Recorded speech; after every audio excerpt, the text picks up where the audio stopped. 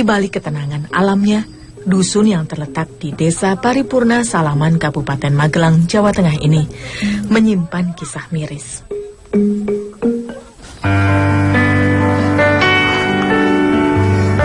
Kisah perjuangan segelintir kaum papa yang terpinggirkan oleh kemiskinan.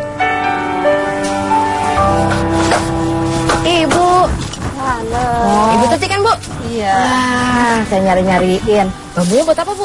Buat keranjang tongkol. Keranjang tongkol? Kita boleh ngobrol-ngobrol nggak, Bu? Boleh. Boleh ya, Bu, yuk. Bu, lewat malam, Bu, kita, Bu. Bu, kalau setiap harinya itu dari pagi sampai sore, Ibu aktivitasnya apa sih, Bu? Membayi pakaian. Iya, pagi. Anak berangkat sekolah. Sisa kula nggih kisah kerja.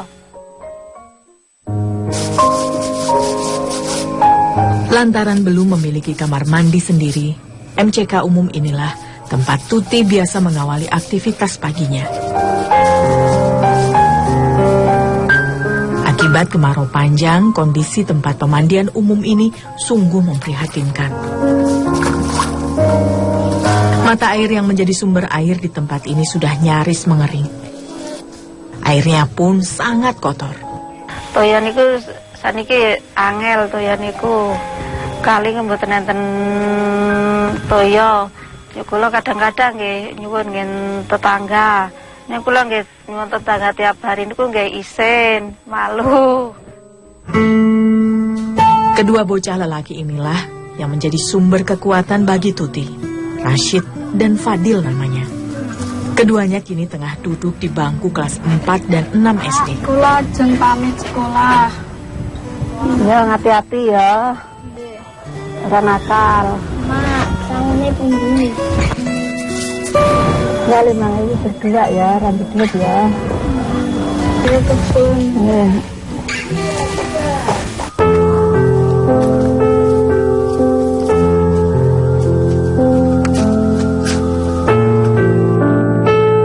Penderitaan memang seolah begitu setia menemani kehidupan Tuti. Sang suami yang seharusnya bisa menjadi tumpuan pencari nafkah justru mengalami gangguan kejiwaan sejak 7 tahun silam.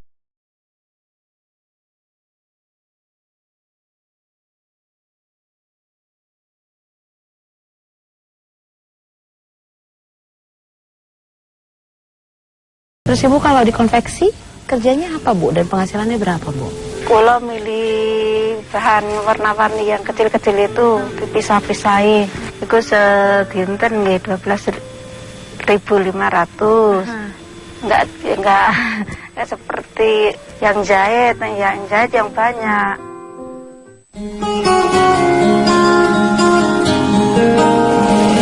Sejak berdiri 11 tahun silam, rumah industri konveksi milik Siti Maisaro ini telah menjadi salah satu lahan rezeki bagi beberapa warga setempat. Tidak terkecuali Tuti. Konveksi ini memproduksi rok dari bahan kain perca, yakni kain yang sudah tak terpakai, sisa dari potongan produk tekstil di daerah Yogyakarta. Untuk dibuat rok, mula-mula kain-kain perca dikelompokkan berdasarkan warna kain. Hal inilah yang menjadi tugas Tuti setiap harinya sejak 5 tahun yang lalu.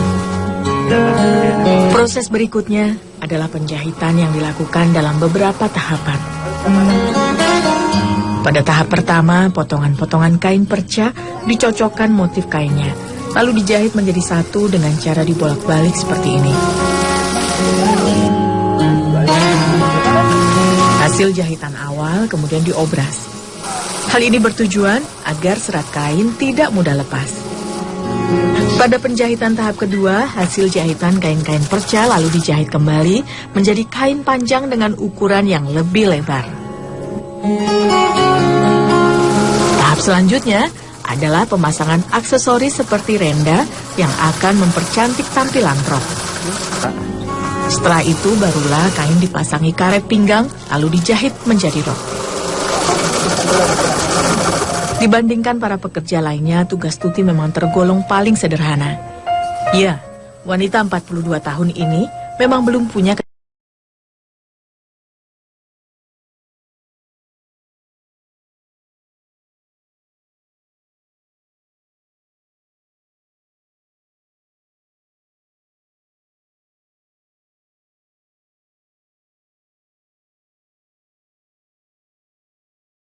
Bahan.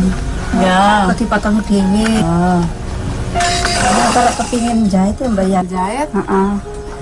Ya ajar kita tak ajarin.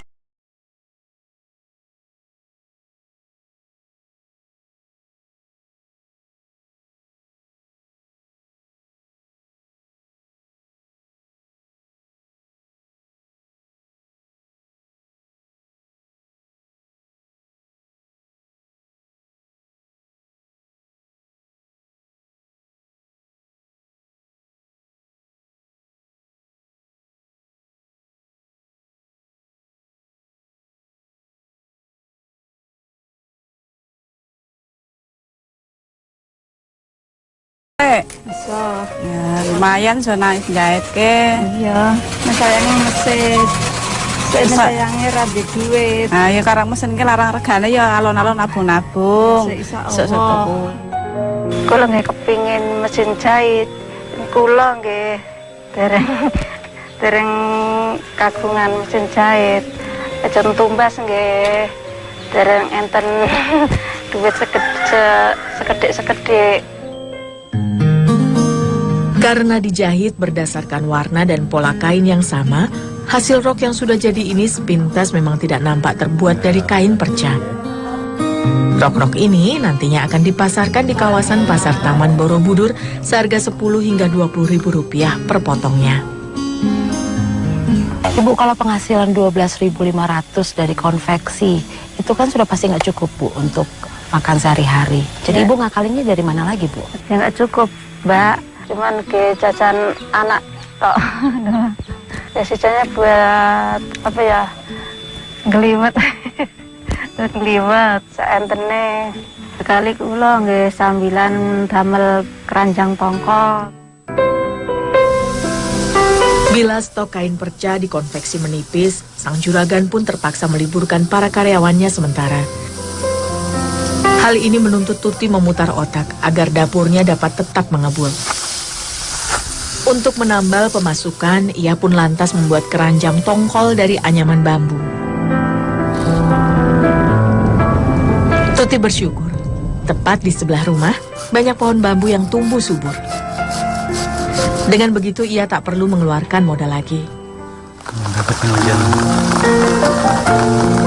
Setelah dipotong, bambu dibagi lagi menjadi ukuran yang lebih kecil selebar 1 cm.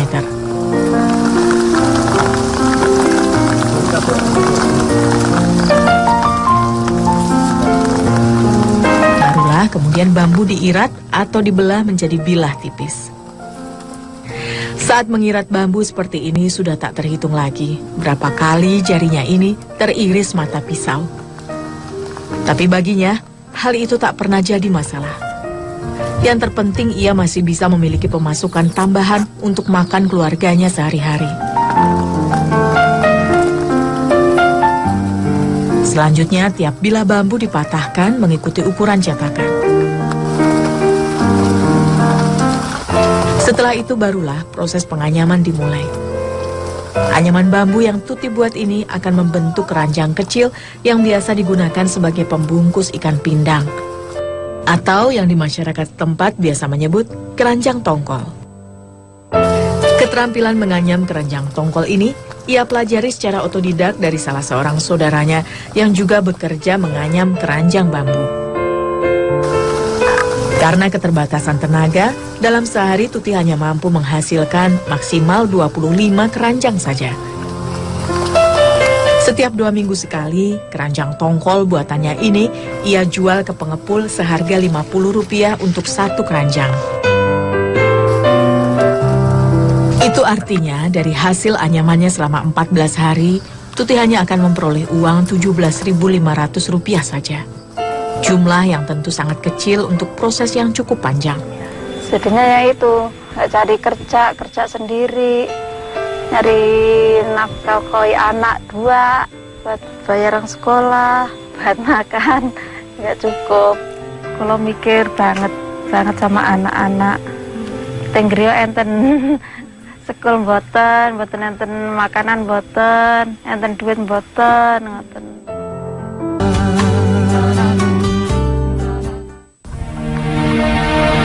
Bu, kalau anak sekarang sudah sekolah di kelas 6 dan kelas 4 ya Bu ya. Untuk mencukupi biaya seragam, sepatu sendiri seperti apa Bu? Mboten mestilah. Nek udah nyunyut ya tak tumbas rumiyin. Sepatu nek belum rumit ya teren tak bendet nggak ada biaya. Sudah begitu lama, Rashid mendambakan sepasang sepatu baru.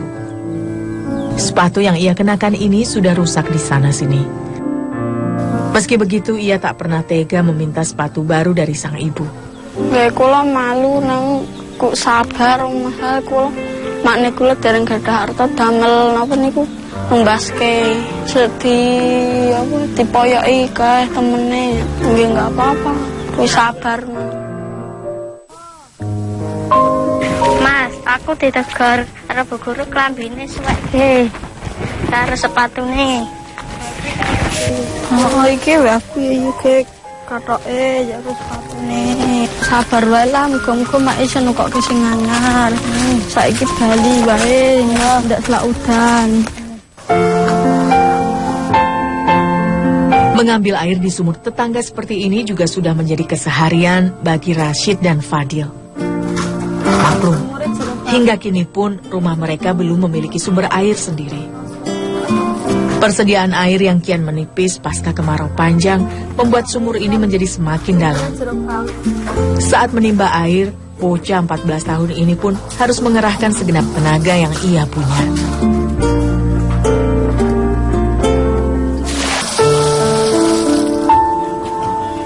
Membawa ember berisi 25 liter air ini menuju rumah menjadi kesulitan mereka berikutnya.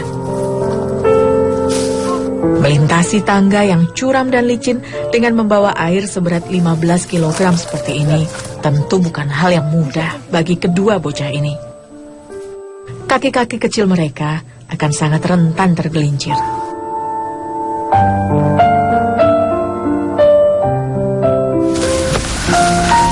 Ini Mas, tangane pegel Mas ikan dikit. Rashid sebenarnya tak tega melihat adik kecilnya itu harus mengangkut beban berat seperti ini. Tapi apa mau dikata, bila hanya sendirian, ia sudah pasti tak akan mampu membawa air ini sampai ke rumah. Kula ngerasa nggih nganu gadah tanggung jawab lebih nganu momong adike bantu makne kula. Kula pas mboten asal sangu nganu mbot kerja nglangsir botong untuk jajan yuk sisane kasih ibu.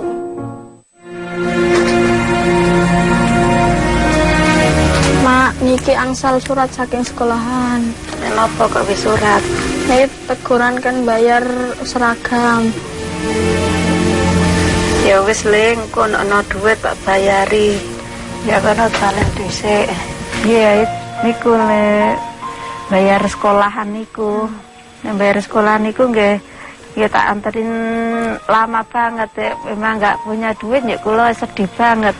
Tiap hari nangis le suruh le bayar LKS. Pinten nggih? 80-an lebih lah LKS niku.